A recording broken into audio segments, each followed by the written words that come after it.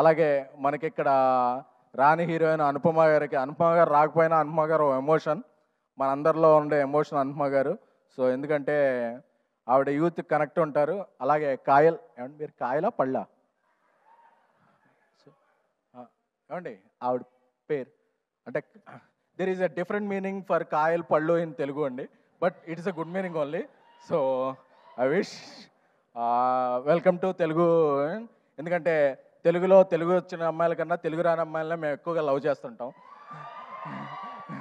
ఎందుకంటే తెలుగు వచ్చిన అమ్మాయిలు ఎంకరేజ్ చేస్తే ఏమవుద్దో తర్వాత నాకు తెలిసింది. సో అందుకని చెప్పి ఇక నుంచి నేను తెలుగు రాని అమ్మాయిలను ఎంకరేజ్ చేయాలని నేను, మా డైరెక్టర్ సాయిరాజేష్ గారు, మా కల్ట్ డైరెక్టర్ సాయిరాజేష్ గారు కోరుకుంటున్నాము. నాకు ఒక కల్ట్ బ్లాక్ బస్టర్ని ఇచ్చి నన్ను కల్ట్ ప్రొడ్యూసింగ్ చేశారు. త్వరలోనే ఇండియా లెవెల్లో ఆయన ఇది చూపిస్తారు. నాకు సాయిరాజేష్ ఫ్రెండ్ అవ్వటం, నా డైరెక్టర్ అవ్వటం చాలా ఇది.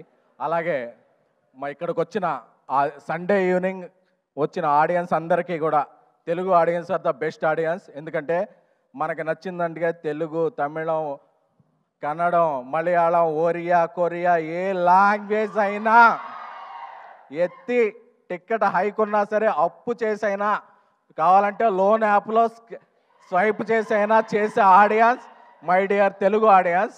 ఎందుకంటే నాకు తెలుసు మీ ఫీలింగ్, ఆ అమ్మాయి బావాలన్నప్పుడు మీ ఫీలింగ్స్ అందరూ నాకు తెలుసు. సో మీరందరూ కూడా ఆ అమ్మాయి మిమ్మల్ని బావలో ఉంది, ప్రేమికులో ఉంది. ప్రదీప్ గారు ఇక్కడికి వచ్చారు. అందరికీ నమస్కారం.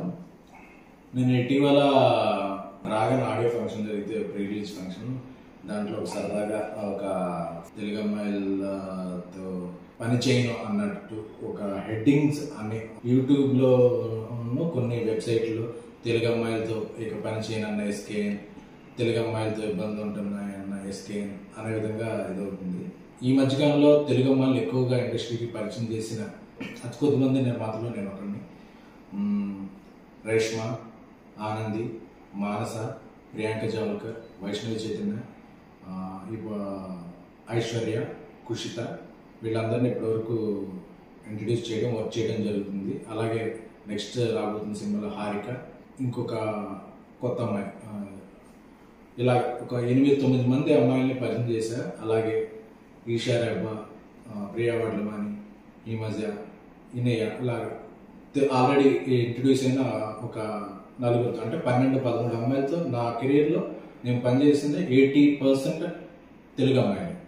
సో నేను టార్గెట్ పెట్టుకున్నా, నేను తెలుగు జర్నలిస్ట్గా నా కెరీర్ స్టార్ట్ చేశాను కాబట్టి నేను అనుకున్న టార్గెట్ ఏంటంటే ఒక 25 మంది అమ్మాయిలు, వాళ్ళు వేరే ఫీల్డ్, హీరోయిన్గా, రైటర్గా, ఆర్ట్ డైరెక్టర్గా, ఎగ్జిక్యూటివ్ ప్రొడ్యూసర్గా, డైరెక్టర్గా కూడా నాకు తెలిసిన సర్కిల్ నుంచి 25 మంది తెలుగు అమ్మాయిని నా పరంగా ప్రోత్సహించాలి, ఎంకరేజ్ చేయాలని. అంటే మనం పరిచయం చేసిన వాళ్ళందరూ టాప్కి వెళ్ళిపోరు, అందరూ బాటంకి వెళ్ళిపోరు, బట్ మొదటి అవకాశం ఇవ్వడం అనేది ఒక ఇంపార్టెంట్. సో ఇప్పుడు నా నెక్స్ట్ 3 సినిమాలు తెలుగు అమ్మాయిలే. అందులో ఆర్ట్ డైరెక్టర్ తెలుగు అమ్మాయి, ఎగ్జిక్యూటివ్ ప్రొడ్యూసర్ తెలుగు అమ్మాయి, రైటర్ కూడా తెలుగు అమ్మాయి.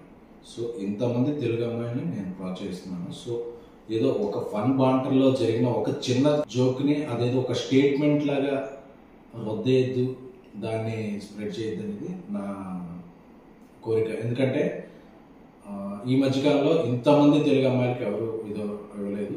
ప్లస్ నేను దాన్ని ఒక ఉద్యమంలా ముందుకు తీసుకెళ్తున్నాను కాబట్టి ఏదో ఒక జోక్లా తీసుకున్న తప్ప దాన్ని ఒక స్టేట్మెంట్లా తీసుకుని ఇక తెలుగు అమ్మాయిలకి అవకాశం ఉంది. ఎందుకంటే నేను చేస్తున్న సినిమాలు, చేయబోయే సినిమాల్లో కూడా నా ఫస్ట్ ప్రిఫరెన్స్ తెలుగు అమ్మాయిలకే. సో దీంట్లో ఇక ఎటువంటి ప్రచారాలకి తావే వద్దని కోరుకుంటున్నాను. Thank you.